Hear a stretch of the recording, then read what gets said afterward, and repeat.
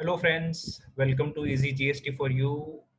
I'm your host Girish Kulkarni and I welcome you to the fifth day of our 6 days advanced GST course e-learning GST 2.0.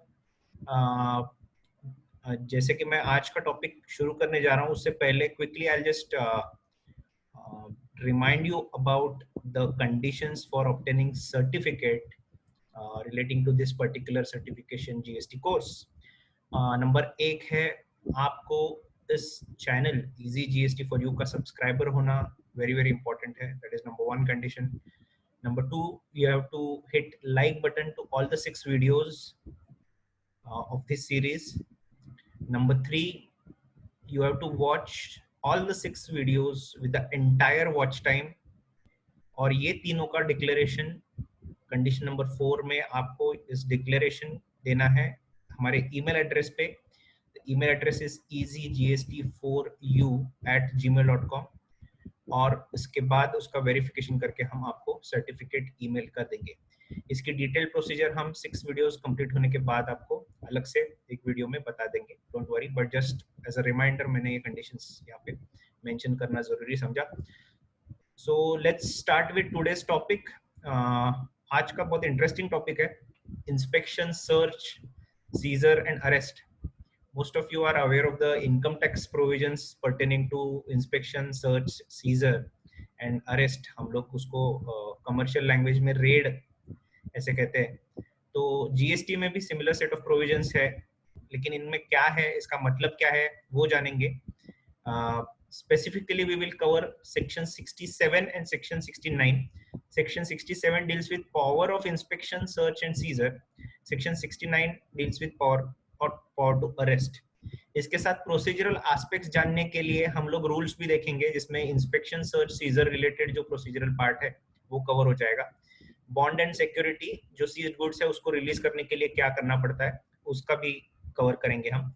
और rule 141 which talks about procedure in respect of seized goods, उसमें क्या होता है वो भी हम लोग detail में देखेंगे. तो लेट्स स्टार्ट, चलिए शुरू करते हैं. फर्स्ट ऑफ ऑल, इंस्पेक्शन कौन कर सकता है, कैसे कर सकता है. Let's just try to understand all these points. सबसे पहले तो एक है कि कोई भी proper officer who is of the rank joint commissioner या अबव वो कर सकता है. He may authorise any subordinate, उसका अगर जो है उसको भी वो ऑथोराइज कर सकता है to carry out this inspection activity. Inspection activity करना है मतलब प्रीमाइसेस में जाके या जो भी व्हीकल इंटरसेप्ट की है या तो फिर जो भी ऐसे रीजन टू बिलीव है उसको कि या ये प्रीमाइसेस में देयर आर सम गुड्स और documents which are lying and उसको सस्पेक्ट से भी ज्यादा उस पे बिलीव हो सकता है कि भाई इसमें टैक्स इवेजन हो रहा है या इसमें सब प्रोविजंस फॉलो नहीं हो रहे. तो इसमें देखेंगे कि एग्जैक्ट प्रोविजंस क्या है. तो सबसे पहले तो he should have a reason to believe. Reason to believe में थोड़ी देर के बाद में आएंगे. फर्स्ट, इंस्पेक्शन कौन से केसेस में कैरी कर सकता है वो देखेंगे. तो वहां पे 2 केसेस मेंशन की गई है. कौन से केसेस है कि एक है द टैक्सेबल पर्सन में, उसमें 4 कंडीशंस अलग से दी हुई है. Number 1, yes suppressed any transaction of supply of goods or services. मतलब उसने सप्लाई ऑफ गुड्स या सर्विसेज किया है बट उसको शो नहीं किया, फर्निश नहीं किया है, उससे रिलेटेड टैक्सेस पे इवेजन किया है. He has suppressed information relating to stock in hand. मतलब उसके पास स्टॉक है बट वो कहाँ से आया है, उसके रिलेटेड इनवॉइसेस, ई-वे बिल्स, इसके रिलेटेड उसने इंफॉर्मेशन हाइड किया है, सप्रेस किया है या दिखाया नहीं है, कम दिखाया है, ऐसे सब है. तीसरा है कि उसने excess input tax credit claim किया है rather than the input tax credit he is eligible to. उसके बाद he has contravened any provisions of GST law जिसमें टैक्स इवेजन से में रिजल्ट होता है. तो ऐसे सारे केसेस में उसको if he has a reason to believe कि ऐसे कुछ हो गया है इसमें से, तो he can carry out the inspection by himself और any other subordinate officer which he can authorise to. दूसरी केस है कि इफ, अभी ये था देखो फर्स्ट केस में टैक्सेबल पर्सन का जिक्र किया हुआ है, मतलब जो रजिस्टर्ड पर्सन है उसके बारे में ये 4 अगर चीजें वो करता है, obviously he will be able to do this 4 things when he is registered. कि उसने supply of goods and services किया है, सप्रेस किया है, एटसेट्रा एटसेट्रा, कम दिखाया है जीएसटी रिटर्न्स एटसेट्रा. बट अगर कोई अनरजिस्टर्ड पर्सन है who is a transporter, who is in the business of transporting the goods, और जो गोडाउन, जिसका गोडाउन या वेयरहाउस है, तो ऑपरेटर है हो सकता है या ओनर हो सकता है, तो क्या वो रजिस्टर्ड ना होने के बावजूद उनको ये सब रिकॉर्ड्स वगैरह मेंटेन करने पड़ते हैं? जी हाँ दोस्तों, हमने 15 डेज कोर्स में अकाउंट्स एंड रिकॉर्ड्स के टॉपिक में ये क्लियरली देखा हुआ है कि not only the registered person but also specified two categories of these persons are suppose to keep records. वो रिकॉर्ड्स में क्या क्या मेंटेन करना पड़ता है, क्या नहीं करना पड़ता है, ये हमने डिटेल में उस दिन देखा है। उसकी एक लिंक ऊपर छोड़ रहा हूँ, आप चाहिए तो वो वीडियो डिटेल में देख सकते हो। तो उन्होंने अगर वो गुड्स का रिकॉर्ड, गुड्स जब रखे हुए हैं उनके व्हीकल में या तो फिर उनके गोडाउन में, वेयरहाउस में, और उसमें से टैक्स इवेजन हो रहा है, दैट इज नंबर 1, और उसके रिलेटेड जो भी अकाउंट्स मेंटेन किए हुए हैं उसमें से भी टैक्स इवेजन के हिसाब से, मतलब कलरिंग ऑफ बुक्स और अकाउंट्स किया हुआ है, तो ऐसे सब सिचुएशन में उधर भी इंस्पेक्शन कैरी आउट कर सकते हैं कमिश्नर और फिर the subordinate with the authorisation. तो ये दो केसेस है, case number 1 for taxable person, case number 2 for any person. इन दोनों केस में इंस्पेक्शन कैरी हो सकता है। अभी इसमें important word, set of words use किया है, has reason to believe. Has a reason to believe मतलब क्या है दोस्तों? तो has a reason to believe कहीं पे भी एक्सप्लेन नहीं किया हुआ है, डिफाइन नहीं किया हुआ है, but it is not as same as reason to suspect.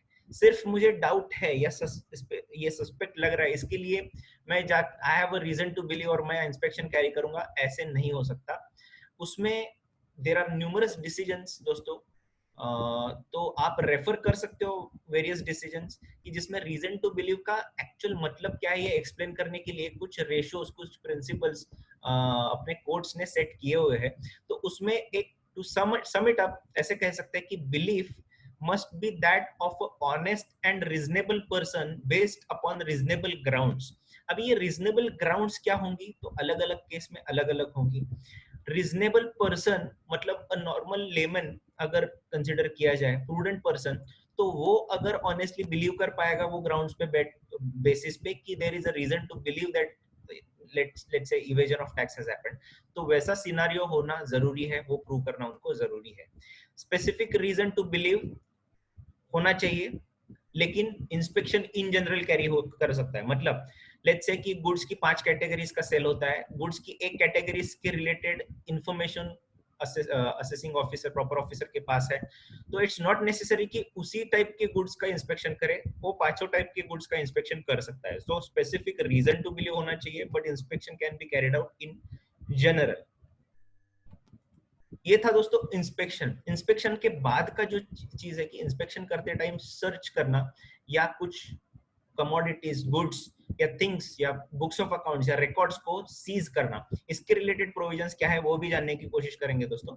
सबसे पहले कौन कर सकता है? तो अगेन अ जॉइंट कमिश्नर और उसके ऑथराइजेशन जो फॉर्म INS 01 में दी गई जाती है, उसके कोई भी सबऑर्डिनेट ऑफिसर को बोल सकता है कि आप जाके सर्च करके आओ वो प्रीमाइसेस जो भी है वहां पे। उनको क्या क्या सर्च कर सकता है? तो पूरी premises they can search, and वो अगर वो सीज भी कर सकते हैं। सीज में क्या क्या सीज कर सकते हैं? तो एक तो है गुड्स, दूसरा है any documents, books of accounts, और एनी थिंग्स, मतलब उसमें अगर कुछ मशीनरीज वगैरह है या तो फिर और anything which is not covered in these 3 things, तो वो भी वो सीज कर सकते हैं। लेकिन इसके लिए उसके ओपिनियन में ये यूजफुल होने चाहिए। किसके लिए? तो प्रोसीडिंग्स अंडर जीएसटी लॉ, मतलब जीएसटी लॉ के अंडर ये जो टैक्स डिफॉल्टर है उसके अगेंस्ट प्रोसीडिंग्स इनिशिएट करने के लिए एज एविडेंस, या तो फिर इसको रीजन टू बिलीव है कि ऐसे ऐसे हुआ है 3 कंडीशंस, तो ही वो गुड्स, डॉक्यूमेंट्स, बुक्स या थिंग्स सीज कर सकता है। तो वो क्या है? तो any goods liable to confiscation are secreted in that place. तो जो गुड्स को कॉन्फिस्केट करना चाहिए वो वहां पे है, या तो फिर डॉक्यूमेंट्स या बुक्स वो वहां पे है, या तो फिर पर्सन हु हैज इवेडेड और is attempting to evade the taxes, उसके रिलेटेड गुड्स रिकॉर्ड्स वहां पे है। ये तीनों भी कंडीशंस में वो सीज कर सकता है। उसके बाद कुछ पॉइंट्स देखेंगे सीज्ड गुड्स के बारे में या डॉक्यूमेंट्स या थिंग्स के बारे में। तो कब तक रिटेन कर सकता है वो सीज करके अपने पास? तो so long as may be necessary for the examination and inquiry of the proceedings। तो जैसे बोला कि प्रोसीडिंग्स में उसकी जरूरत है करके उसने सीज किया हुआ है, तो जब तक उसकी नेसेसिटी है वो प्रोसीडिंग्स कंप्लीट करने के लिए या अकॉर्डिंगली, तो वो तब तक कर सकता है। अगर उसने उसको कंसिडर ना करते हुए नोटिस ऑलरेडी इशू किया है, तो within a period of 30 days from the issue of notice वो उसको सीजर कैंसिल करना पड़ेगा। मतलब she shall return the documents, books and things seized, कि उस पे रिलायंस ही नहीं रखा है उसने और उसने नोटिस इशू कर दिया है। मतलब कि सीज करते टाइम उसने कुछ किया, बट उसने नोटिस इशू करते time he has found out something else, तो उसका रिलेवेंस नहीं है तो वो भेज देगा वापस।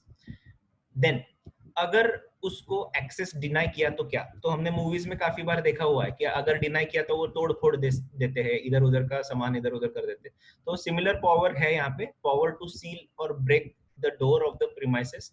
तो अगर नहीं अलाउ किया एक आध रूम में जाने के लिए या वॉल गिराने के लिए एक्सेट्रा, वॉल के उनको अगर है सस्पेक्ट कि इधर कुछ है स्टोर, तो of course they can seal or break the this thing. To break open any अलमारी, इलेक्ट्रॉनिक डिवाइसेस बॉक्स, उसके बाद इन विच गुड्स, अकाउंट्स और registered documents of the person are suspected to be considered. मतलब उसको लग रहा है कि यहाँ पे रखा हुआ है, गुड्स हो सकता है या अकाउंट्स हो सकता है या रजिस्टर्ड डॉक्यूमेंट्स, तो उस केस में वो ब्रेक भी कर सकता है। तो utmost cooperation is required by the tax payer in this particular case. उसके बाद कॉपीज, अगर डॉक्यूमेंट सीज कर रहे हैं तो उसके बिजनेस कैरी करने में अगर प्रॉब्लम हो रहा है तो he can take copies, he can make extracts of it, the documents which are going to be seized. लेकिन वो as per the authorisation, authorise GST officer के टाइम एंड प्लेस के बताने के बाद उसी टाइम प्लेस पे वो हो जाएगा। उसके बाद कॉपीज डिनाई भी हो सकते हैं ऑफिसर से, अगर उसको लग रहा है कि वो कॉपीज लेने के बाद जो इन्वेस्टिगेशन की पूरी प्रोसीजर है वो प्रिजुडिशियली अफेक्ट करेगी, तो उस केस में वो डिनाई भी कर सकता है टू मेक द कॉपीज और एक्सट्रैक्ट्स ऑफ द डॉक्यूमेंट्स और बुक्स। उसके बाद प्रोविजनली रिलीज करना है गुड्स, ये तो खैर पहले कर लिया सीज, लेकिन उस पे आगे जाके इन्वेस्टिगेशन कंप्लीट होगा और उसके बाद फाइनल ऑर्डर पास होगा। पहले शो कॉज नोटिस निकलेगा, फिर ऑर्डर पास होगा। लेकिन इसके पहले अगर गुड्स रिलीज करवाने हैं तो क्या करना पड़ेगा टैक्स पेयर को, तो he has to execute a bond in form GST INS 04 for the value of the goods. यहाँ पे टैक्स नहीं बोल रहे दोस्तों, तो गुड्स की वैल्यूएशन करवानी पड़ेगी और वैल्यूएशन के हिसाब से उस वैल्यू का बॉन्ड एग्जीक्यूट करना पड़ेगा। दूसरा एंड बोला है यहाँ पे, एंड दूसरा कि उसको बैंक गारंटी भी देनी पड़ेगी। किस चीज की, तो जिस वो गुड्स पे एप्लीकेबल रेट से एप्लीकेबल टैक्स जितना आ रहा है, जिसमें सीजीएसटी एसजीएसटी दोनों भी होगा, या तो फिर आईजीएसटी होगा, वो अभी it will be the same because the rate would be depending upon HSN। Then interest and penalty, तो इसमें दोस्तों पेनल्टी भी वो इंक्लूड कर रहे हैं। तो ये सब कंसिडर करके जो अमाउंट होता है उसको उस अमाउंट की उनको बैंक गारंटी देनी पड़ेगी। एंड प्रोवाइडेड दैट ये दोनों देते हैं, इसके 1 महीने के पहले पहले उनको रिलीज करवा के लेना पड़ेगा टैक्स पेयर को प्रॉपर्टी। अगर वो 1 महीने के अंदर अंदर नहीं रिलीज कर पाता है तो the proper officer has a power to dispose of the set goods, वो खुद उसको ऑक्शन कर सकता है या बेच सकता है और उसे पैसे रियलाइज कर सकता है। इसमें नोटिफिकेशन नंबर 27/18 निकाला गया था जून 2018 में, giving the officers power to dispose of the goods if within the 1 month of from the date of bond, if the goods are not the taxpayer fails to get it released from the office.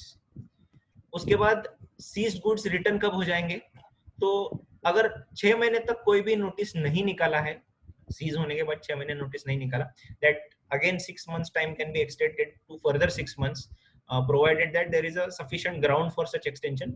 तो उस case में the seized goods या exhibits are supposed to be returned to the taxpayer. उसके बाद अभी कई बार ऐसा होता है कि दोस्तों वो गुड्स ज्यादा टाइम तक रख नहीं सकते, considering its nature being perishable or hazardous, और टाइम के साथ डेप्रिसिएट हो जाएगा या जीरो हो जाएगा, तो उस सब के केस में क्या कर सकते हैं। So there is a notification number 27/2018 issued by CBIC on 13th June 2018, जिसमें 17 categories of goods, classes of goods mention किए गए हैं, जिसमें जैसे कि salt है, उसके बाद न्यूज़पेपर्स है, hazardous chemicals या goods ऐसे covered हो जाते हैं।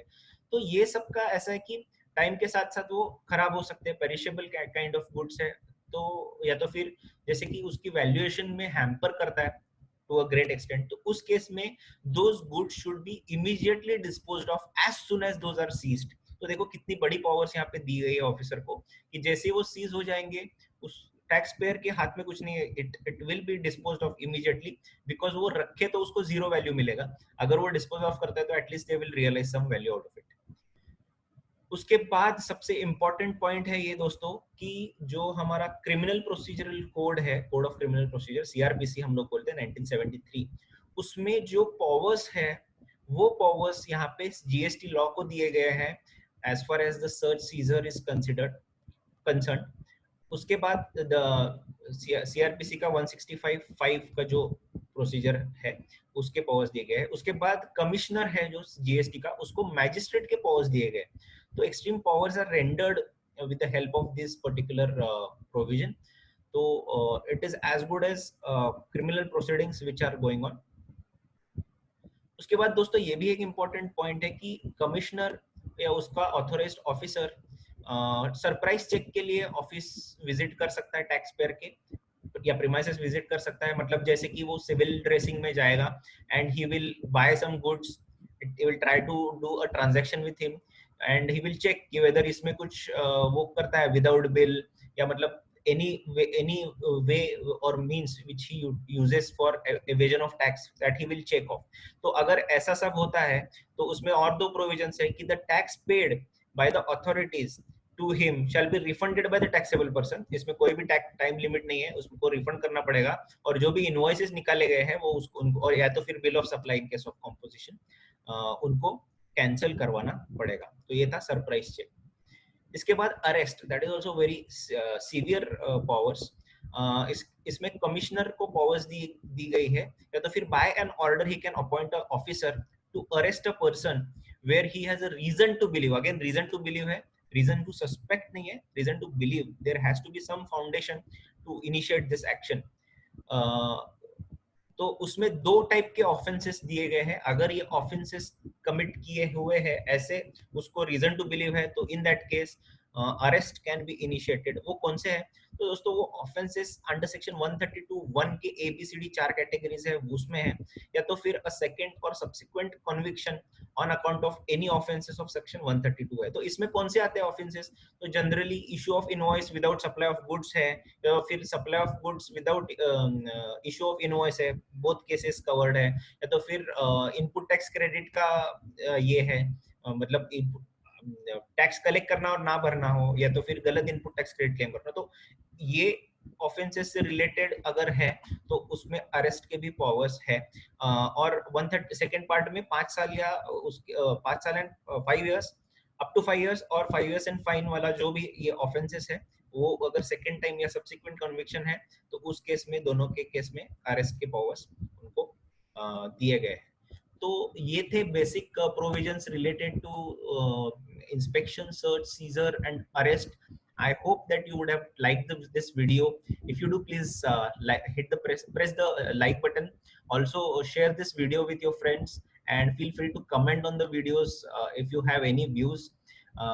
उसके बाद do not forget to subscribe to our channel Easy GST for you and press the bell icon to get latest updates notified to you.